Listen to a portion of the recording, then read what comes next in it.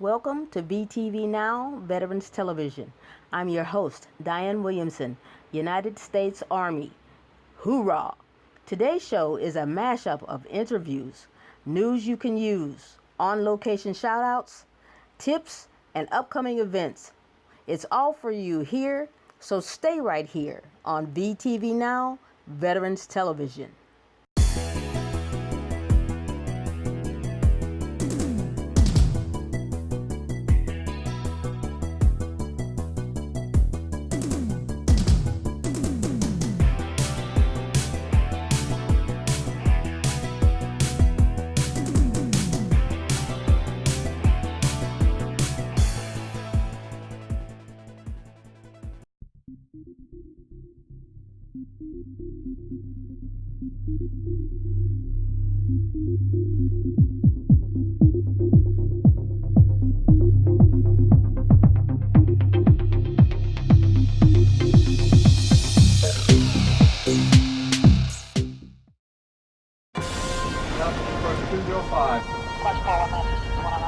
I volunteered because, number one, I'm a U.S. citizen. You know, there are so many freedoms that we take for granted. Today, more women serve in the armed forces of the United States than at any other time in our nation's history. To fight for the right to fight. In ways never before possible. Women want to do their job, whatever it is, in peace and in war. The service of these women has been heroic. Women are in combat. Let's make that very clear. Their sacrifice is profound. It's difficult to know that somebody that you don't even know is trying to kill you. And their noble accomplishments largely ignored. We were probably the best kept secret of World War II. That terrible injustice will be corrected forever as executive producer Ron Howard and the creator of For Love of Liberty, the story of America's Black patriots, present Unsung Heroes, the story of America's female patriots. Welcome home, women! Thank you for everything you did! A 2-hour documentary special that will finally, and for the first time, set the record straight. We weren't always known on the surface for what we did in our work, but we were there. At the heart of the special are powerful first-hand accounts. And that's when the giant fireball landed in my lap. From women who have lived the story. If there was bad guys out there, we'd go out and find them.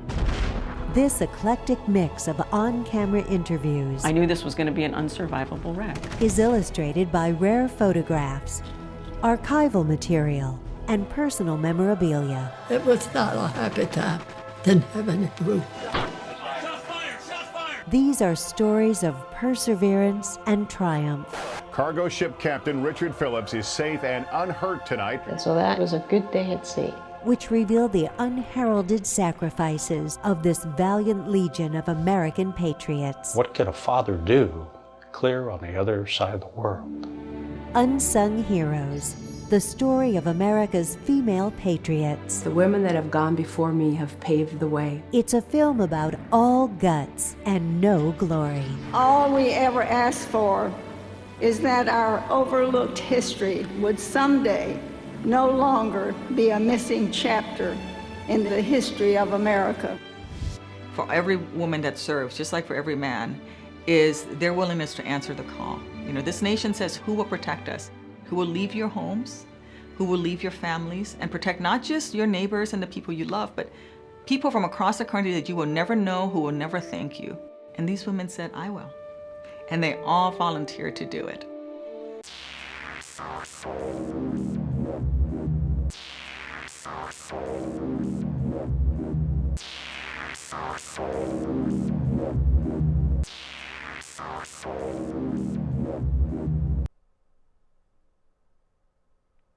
Welcome back to our show, VTV NOW Veterans Television.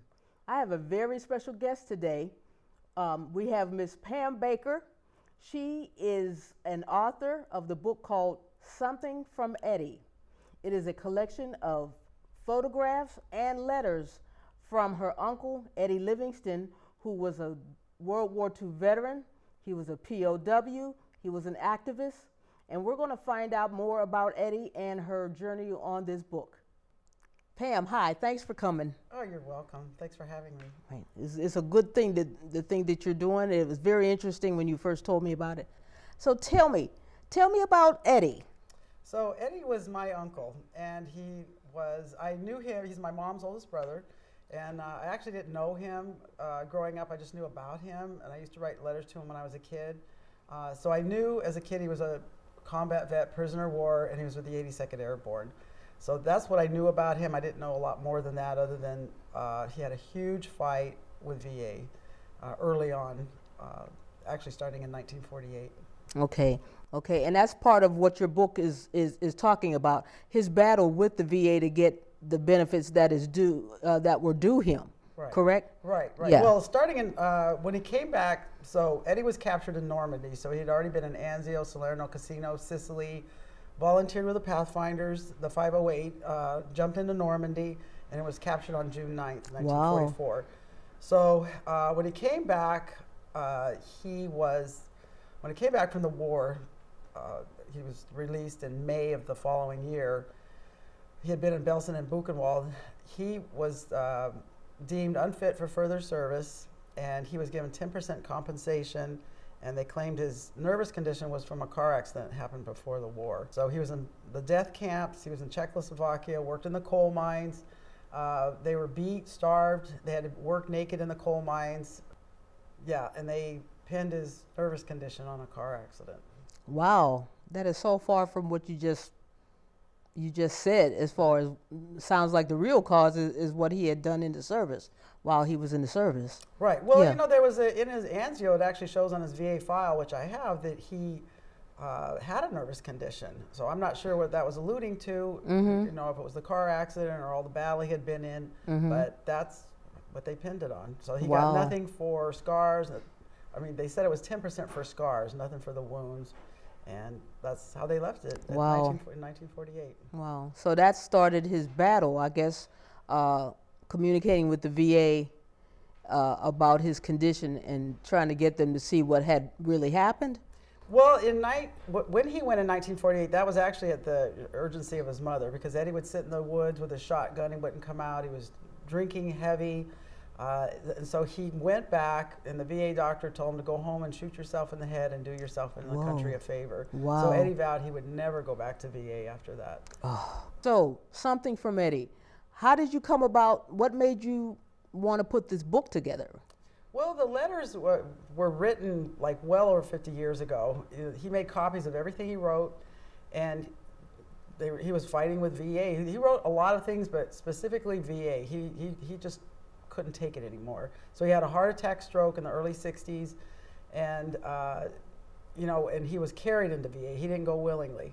So that's after he got out is when he wrote to President Kennedy, and that started to kick it off.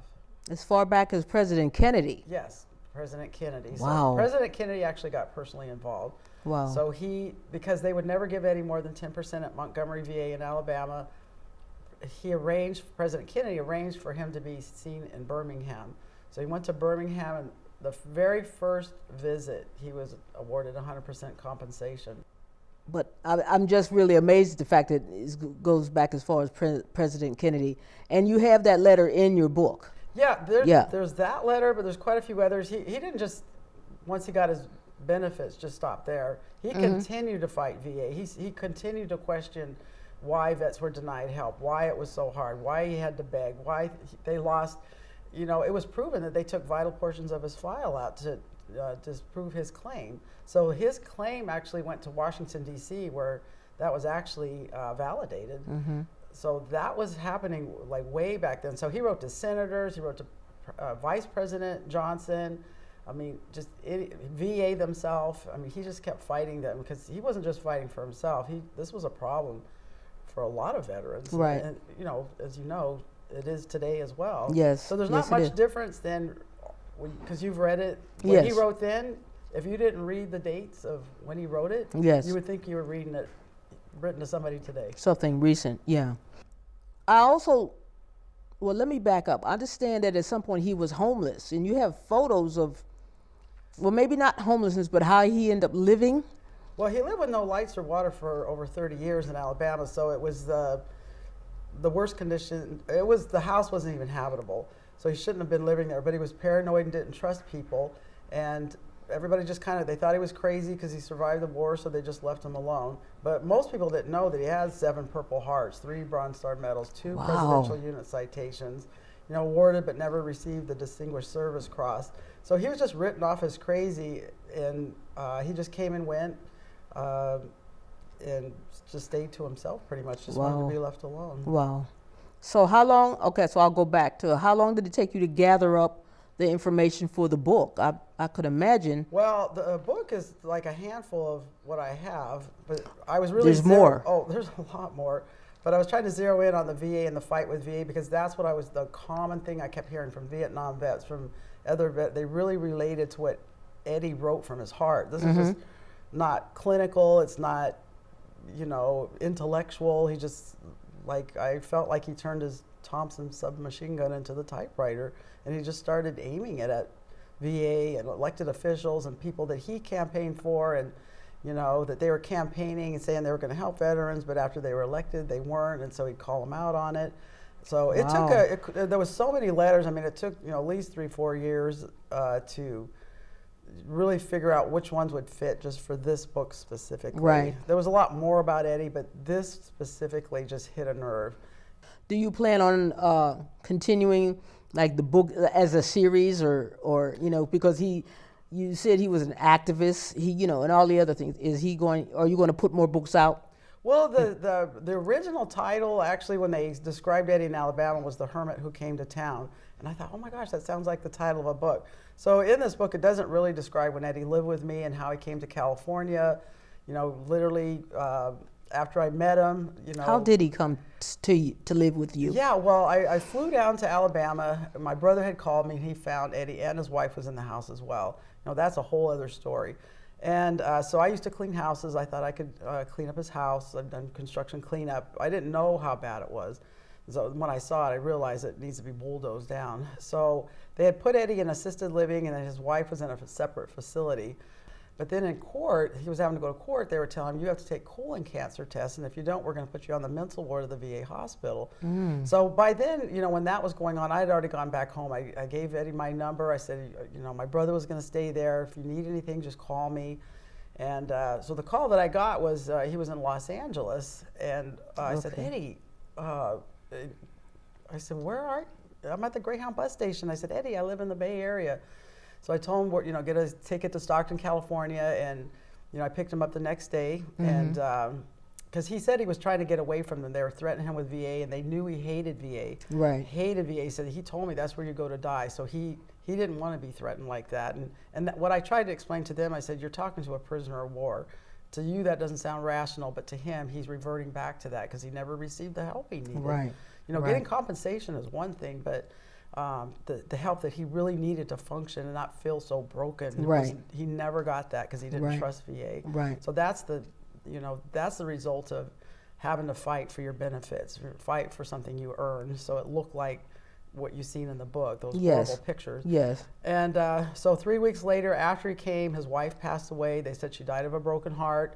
And like I said, I just met Eddie. That 3 weeks prior, I'd never met him before. Right. And I said, well, you can just live here for as long as you want. And so in the meantime, then my brother was sending me those letters from the house that he was finding. Right. So that's how that all happened. So so I got to, you know, the last 2 years of his life, you know, we just sat side by side every day on the couch, and it was like Tuesdays with Maury or something. Yeah. We just got to know each other. It was like I had always known him. So, Yeah. Quite a fascinating guy. Well, when I was talking to you earlier, you were considering maybe turning this into a project, and you had a title, a working title. Yeah, it was, you know, The Hermit Who Came to Town, and I've had many people tell me this should be a documentary, you know, so I'm really knocking on doors for that. When you really get into the whole story, it's not really a war story, and I try to tell people that because I know they see his medals and you know, all his service and stuff like that, but there's a lot of heart to this story that people relate to, and I really believe his story and stories like it, when you're touching people's heart, is what influences change, you know, because I don't think, I actually talked to a national director of mental health VA who said he had been with VA since 1991. Okay. And he said he had never seen a paper trail like Eddie had left. Wow. Actually, Eddie's story resonates with a lot, as you said, a lot of other folks, a lot of other vets. And how did you put it? The one speaks for... Oh, the least of it speaks for all of us. Yes. So yeah. Eddie, in his, well, let me back that up. Eddie had 3 years of education. So he was a sharecropper's son.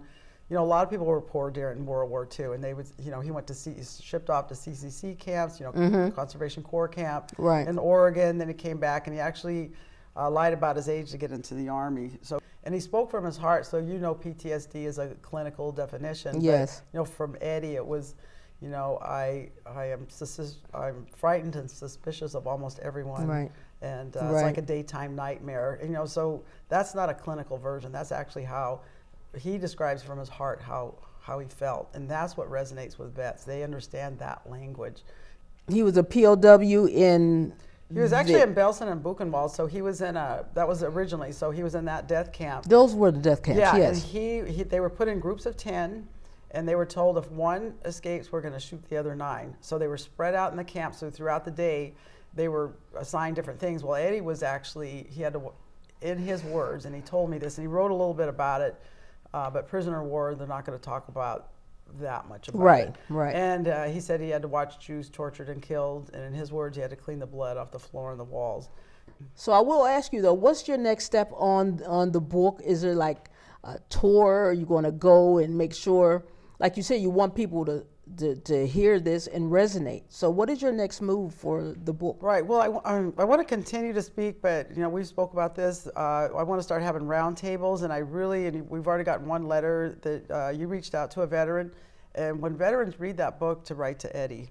You know, even though Eddie's not alive, those letters help you bring up things that you weren't able to talk about before. Right. And I found that just on my own journey. I've been to stand downs. I've been in flag lines. I've an honorary member of the 82nd Airborne in El Paso, Texas. You know, so I heard many, many stories, and it was because of Eddie's story.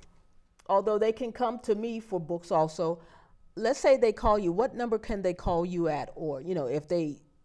Right. You know, you can call me at my cell phone, 925-580-6592. Okay. And I'm more than happy to talk to you and whatever I can do to help, or if they have a speaking engagement for me, anything like that. Okay. Anything to get this going. Okay, so would you repeat the phone number again? Yeah, so my number is 925-580-6592. Okay.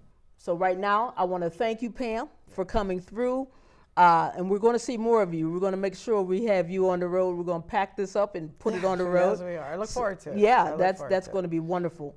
And that's it for our spotlight on VTV Now, Veterans Television.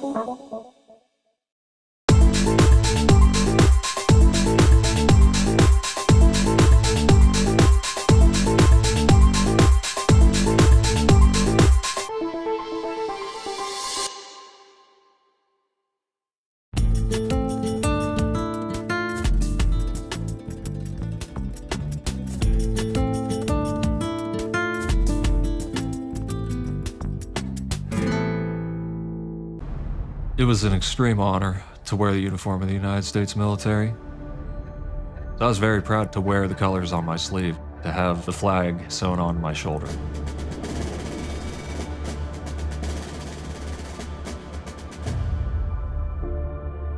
My unit was deployed to southwest Baghdad. One day, there was a mortar attack, and mortars exploded no more than 10 feet to my right. I sustained a traumatic brain injury and developed post-traumatic stress disorder. A lot of us come home without realizing that we're bringing the war home with us. In a lot of cases, having an invisible wound that nobody can see. You're just not believed. I was experiencing severe anxiety. I couldn't focus, I couldn't remember how to do certain things. I started to sink down pretty deep. There came a night when I was in a really, really bad place. I didn't want to deal with it anymore. So I took out one of my knives, I set it to the side. I wrote a letter up on my computer and set it there on the desktop. And I went downstairs and I walked out the back door of the barracks. I smoked a cigarette in the rain. It was gonna be my last one. That's when I heard a little meow. This little black and white kitten comes walking out of the bushes. He just walked up and started rubbing up against my leg and let me pet him. I broke down crying, burst into tears. Maybe he knew that there was something I couldn't quite handle. I stopped thinking about all of my problems, and I started to think about all of his problems and what I could do to help him. Every day I went outside with a packet of tuna and a paper plate. He ate his food and hopped up on my lap. After a little while, he recognized my voice. I just had to walk out and I started calling him. This cat gave me something to look forward to every day. He didn't see anything wrong with me. He didn't see any sort of flaws or any imperfections. It felt safe. One day I got back after working. I started calling for him and there's no sign of him. When I found out that he wasn't around anymore, it devastated me. He had a serious effect on me. He helped me realize that I could actually not just care for somebody else, but other people could care for me. I started dating a girl named Becky I knew from high school. A few months later, we saw an adopt-a-thon going on. Becky and I were walking through these 2 rows of crates. All of a sudden, a little black and white paw shoots out from a crate and starts smacking me in my left arm. I looked inside, and it's that same little black and white cat. I opened up that cage and I pulled him out and I held him tight. So we signed the paperwork right then and there, and I named him Scout. As the Army was proceeding on my medical discharge, I was spending more and more time with Scout. He's becoming much more of an integral part of my life. My girlfriend, Becky, was still living in Pittsburgh. Being that Pittsburgh was our hometown for both of us, it was not much of a decision to move back home. About a year later, we were married. After I moved in with Becky and her 3 cats, it was a big, happy family. It was a lot of fun, and Scott was there the whole time.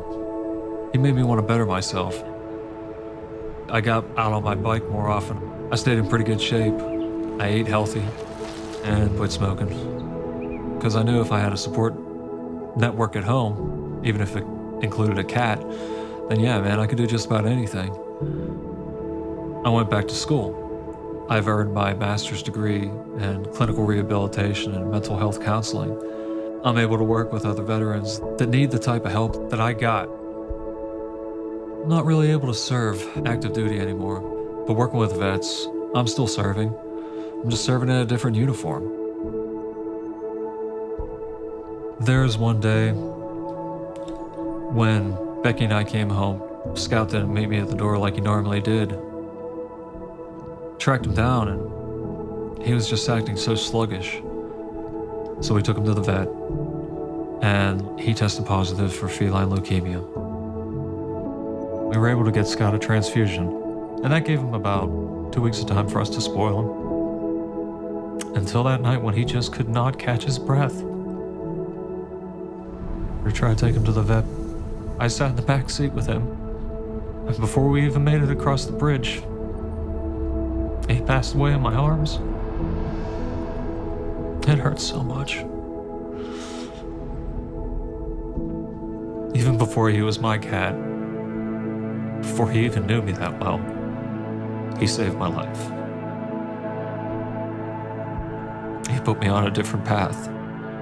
He gave me the confidence to try to come back from all the adversity that I was feeling.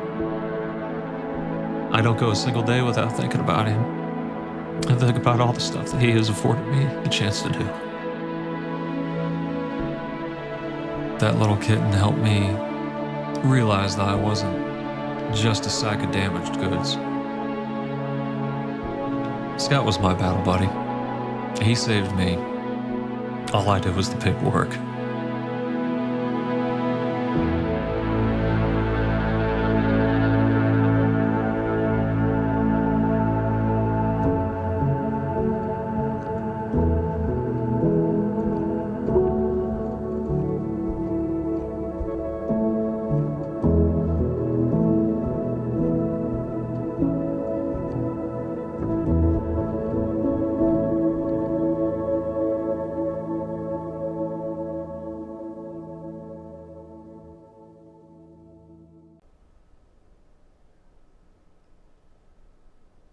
By bringing veterans into the light, we can make our communities shine. I'm Sam Van Zandt. That's the positive message of the Veterans Community Media Network. The sad side of the veterans issue is, and maybe you know this, more than 20 veterans a day take their own lives. Now, why is that?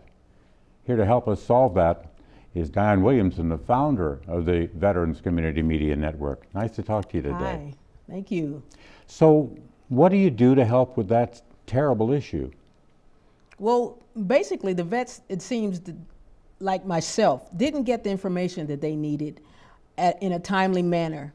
If they got the information they needed on how to access their benefits, they would in turn be able to up the quality of their life. You know, that would increase and improve the quality of their life. Mm-hmm. So what we do is we stand by as a referral service to help vets who have questions and match them with the right veteran service officer or the right organization that could help them learn about their benefits and then access and get their benefits. When I got out, after I had done my service and got out, there were a lot of challenges. I found myself sort of not supported by the VA as I should have been. I was sort of floundering around. There were mental issues, marital issues, things that has built up, and I was sort of lost. You know, you're not the first veteran that I've heard that from, and so it must be a real challenge when you had kind of a structured life in the military, and then you're out in the world trying to find your way. You would expect, after you've served your country, to get some support from the Veterans Administration, but it sounds like you need to support them with the support. Yes, that's very true, and I thought that I would have that support. But for years, I didn't know what to do first, what was the next thing to do, who to talk to. So I took it upon myself to try to make my own way. And in a lot of ways, that didn't really work out. So I needed help from the VA and didn't get it. How did you finally get that help? Well, it took a stint at homelessness for me to find out exactly what the VA will do for you. I had a couple friends who knew sort of what I was going through, and they directed me to, first of all, a VA transitional housing to get me, you know, out of folks' homes because I was couch surfing. So I went to a transitional housing place on Treasure Island, and there is where I started learning about what was due me as far as benefits, assistance, and help with my issues, health and mental issues I had, financial issues. I got all my help starting at Treasure Island. Yeah. That's an amazing story, because here you are couch surfing and feeling lost. Not only feeling lost, but if you're couch surfing, you're always, you know, kind of feeling like, oh, I'm at effect of other people and I have to be, you know. Yes. And now you have reason to be proud because you got your education. Yes. And you founded your own organization to help other veterans. Yes, it was crucial after learning what I learned to get through to where I'm at now. I can't help but figure there are vets who've gone through or going through what I went through. And I just feel that they need to know what it takes by my sharing my story of what to do, who to talk to, the right path, because some of them have no clue. Well, what does it take? What are you doing to help people? Well, our organization starts out as pretty much like a referral service. If a vet has a question, we will try to find the right person or the right organization to direct them to. That might be a veteran service officer. That might be a particular organization. And one of the best ways to do it is we have what's called town halls. And we have a town hall here in West Oakland every other month where we bring the veteran reps and the organizational reps to the library. And then we bring the vets in so they can talk to them one-on-one. There's a lot of Q&A. It's a lot of fun, actually, because you get a chance to come, have a community with your other vets. But they get to see the vets reps face-to-face, ask them point blank, what can I do to so-and-so and so? I have this issue. What do I do? So the town halls, I believe, are very effective. They're a lot of fun. You get coffee and donuts. And just a good time to be able to finally talk to someone, at the community level. You can go to the federal building, but I want to make it at a community level, at a community place where they can always come and talk to the vet reps. So that's why we're talking really today, is to get people to come to these town halls. Yes. Yes. That's one thing. Yes. But the town halls are from 10 until 1:30, is that correct? Yes, they are, and they're a free event. So middle of the day. Middle of the day. Sometimes you can't make that. So what about those guys? Well, you know what? In that case, I strongly urge you to call me. Come by our offices on 8th Street, 1485 8th Street. We're open Tuesday, Wednesdays, and Thursdays. You can call me anytime with whatever, Diane, I missed the last one, what was said. And I'll let them know who was there. I'll say, oh yeah, I need to speak to that person. So you make that referral. You help them make that connection.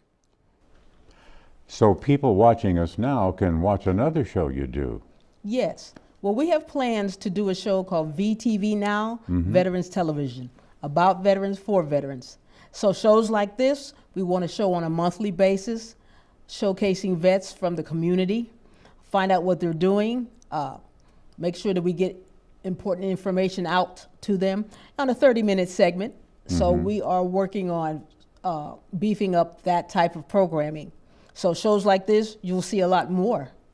Maybe you could even get a look into the town hall meetings at one of those shows. Yes, that's a great idea too. And I have thought about that, getting a chance to tape the town halls or stream them so that they could say, Diane, I missed your town hall. Then I will be able to say, well, you can catch it on this channel, and you can get the information about who the rep is talking as to your particular issue. So we're going to make use of VTV NOW, Veterans Television. What a wonderful experience for you, because here you are with all your own questions and your own doubts and your own issues and your own problems, and you turned it around to helping other people find, that bright spot. Yes. By helping our vets, we can make our community shine. Yes. Yes. It has been pretty much a labor of love, actually. I keep at it. It's almost like I can't really do anything else, because in this day and time, it is essential that you find out what your benefits are. Health, education, housing, all the issues that affect a vet, the mental issues, the legal issues. We're trying to make sure that we have a hand and on referrals on each one of them so we can direct the vet to wherever they need to go.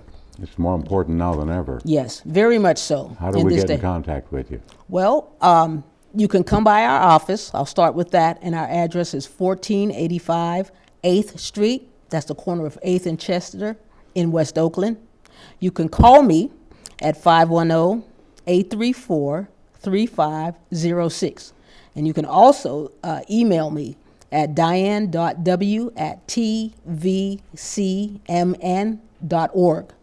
Any of those ways, get hold of me. Please let me help you help yourself. Diane Williamson, thank you for your service.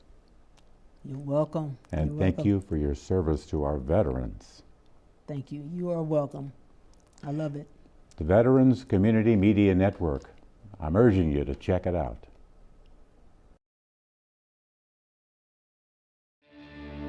We all share a common journey. We wanted to serve our country and protect the things we love. We were ready to face any mission and help those in need. But for some of us, coming home was more of a challenge than we expected. In the service, we had each other's backs. But as veterans, it can sometimes feel like we're all alone. At the Veterans Crisis Line, we understand what you're going through, and we can help. It's your call. I'm Raymond, and you're watching VTV Now, Veterans Television.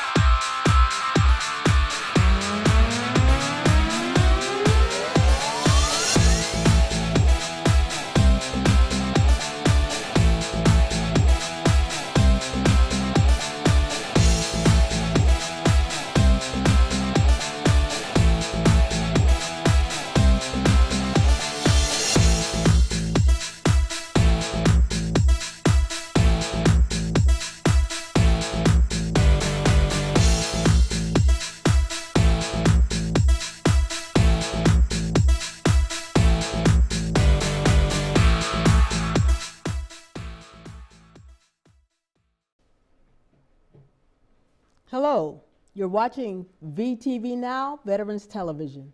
I'm your host, Diane Williamson, United States Army. My guest today is Mr. Barry Bamford. He is the president of an organization called Sacred Space Memorial. Barry, thank you for coming. How are you? I'm doing good. Thanks for having me, Diane. Good, good. I'm glad to see you. We've been trying to get a chance to talk to you for a while. I'd like to ask you about Sacred Space Memorial. Tell us about it. Absolutely. I have a background of managing cemeteries and funeral homes, about 3 decades long, and when I retired from that, I wanted to provide my experiences to the group that I felt would benefit most from it, and in the Bay Area, that is veterans. Okay. And the reason veterans benefit the most, my organization is called an end-of-life services organization. That's a fancy name for a funeral and cremation provider. Okay. How that's relevant to veterans is surveys show more than 50% of veterans are unaware of their burial benefits, and less than 13% use their burial benefits. Wow, okay. Now, 30 years ago, that didn't matter because in the Bay Area, there were no national cemeteries that were accessible to veterans and their families, but that's not the case today. There are a number of choices. There's the Sacramento Valley National Cemetery in Dixon, the San Joaquin Valley National Cemetery in Santanella, and the CalVet just opened the California Central Coast Veteran Cemetery on the old site of Fort Ord in Seaside. And within a couple of years, it's just been announced the VA will be breaking ground on the newest national cemetery in Alameda. What does the VA provide a veteran who's seeking those services? What do they, do or don't do? That's a great question. And it's a question that most veterans, it's proven, don't know, but VA provides burial in a national or state cemetery at no charge to a qualified veteran. Okay. In the national cemetery, that benefit extends 100% to the spouse and eligible dependents. In the state cemetery, for the spouse and eligible dependents, the benefit exists. However, spouse and eligible dependents have to pay a small fee for the interment, which is currently just under $800. Okay, okay. So your services, what's all included in what you do for people? That's a good question. So the first thing is veterans require education on what the benefit is, where the cemeteries are, where the benefit can be utilized, and then how to get it. Because the veterans benefit is substantial, it is not automatic. It has to be applied for. Okay. So in order to apply, a veteran must have, or the veteran's family must have, their honorable discharge papers. Most veterans know that as a DD-214, right, but it can also be an honorable discharge certificate. Right. With that, veteran is eligible for burial. So there's a difference between funeral service and burial. What the veteran is entitled to is the burial part, but VA does not help out with funeral, cremation, transportation. That's where we come in. So our goal is education. We educate veterans on their burial benefits. Registration. We help them to apply for the benefit, and we do that at no charge, by the way. Wow. And we want to get them connected. We want the benefit and what's not included to connect together in a seamless service. We call it a one-call, does-it-all solution. Wow. Needless to say, and in your profession, what would happen if you don't make preparations such as this? I would almost think it's never too early, in a sense. So what have you seen, or what do you know to be true as far as preparation for this type of situation? It's a really good question, Diane, and an important one. You know, that 13% that utilized the burial benefit, of all of the rest of the veterans that did not, what their families were faced with was purchasing cemetery property at today's prices, which are very, very high. Oh. Burial for two can be anywhere from $12,000 to over $20,000 in the Bay Area. Wow. Without the documents in place, without the application, the family has no choice but to purchase a solution. Or the documents aren't in place, but the family finds out about the benefit, wants to apply until we can secure the honorable discharge certificate or the DD-214. Right. We cannot schedule the burial. And, wow. VA does a very good job of locating those documents. However, there was a fire in St. Louis, yes, and a lot of the records burned. And so I have had a family wait up to a month for the records to be secured and the clearance to be provided so that we could proceed with interment. And it's a little heartbreaking because you want to see a family achieve closure. Yes. And yes. so our recommendation, put it this way, when we're not actually serving families, creating end-of-life experiences with funeral services or cremation services or memorial services, we are out in the community educating veterans about this benefit and how to apply for it. Okay. You had an organization that you wanted to tell me about in reference to your Sacred Space Memorial. What is the name of that, and what does it do? Thank you for asking. So the Veteran Supportive Services Agency was founded by retired Vietnam combat vets who found a way to secure their earned benefits through VA and decided to create and form a not-for-profit 501c3 organization to help other veterans do the same. Veterans qualify for far more than burial benefits. One of the biggest challenges we have is educating veterans, making them aware the benefits exist, and then encouraging them to take the steps necessary to apply and receive those. And at VSSA, it's no different. So the benefits eligible to combat vets or veterans that served and came away from their service with disabilities acquired while serving may be eligible for much more substantial benefits. In fact, if they apply and receive a 100% disability rating, they could qualify for up to $3,000 a month disability income compensation. Right. And so the goal of VSSA is to, first of all, make veterans aware that these benefits exist, and then help them through the application process. Because as you know, Diane, not all veterans' disabilities are visible by just looking at veterans. A lot of them are emotional. Yes. And PTSD is a significant cause of disability within veterans. Yes. And it disables them from patience and tolerance for the process of applying, for staying the course, showing up for the meetings. And so they've got help. Yes. They've got a safety net. They've got a group of people that will take them and care for them and help them through that process. Wow. And VSSA is it. And VSSA has an intake meeting, orientation meeting, if you will, the first Friday every month at the house that was donated to them by the city of San Jose. Wow. Because of the work they do, a home was donated to them to convert to an office to help veterans. And currently, they have over 1,600 veterans that they have helped and are helping more every single day. Wow. That sounds like a wonderful organization. I think that I will need to find out more about that myself. And then I can pass that on too, as you've done here. Absolutely. Well, Barry, you've given us a whole lot of good information. I appreciate this information because some of this stuff here that I didn't know. So with my organization, I will help get the word out as you've done here. So one thing I'm going to ask you before we leave is, what is the best way to get in touch with you? We have a website. It's www.sacredspacememorial.com.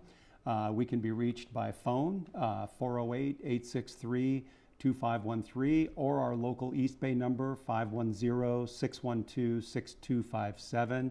VSSA also has a website, vssainc.org, and we have a link to their website on our website. Okay, great. Great information. And I thank you today for taking the time out to come to see us and talk with us and help get this information out. Thank you, Diane, and thanks for all you do for the veterans community. Thank you. You're welcome. So much so. Folks, that's it for this issue of VTV Now, Veterans Television. We want to thank Barry again for showing up and giving us good information. And we will see you on our next show. Hi, I'm Deidre, and you are watching VTV Now, Veterans Television.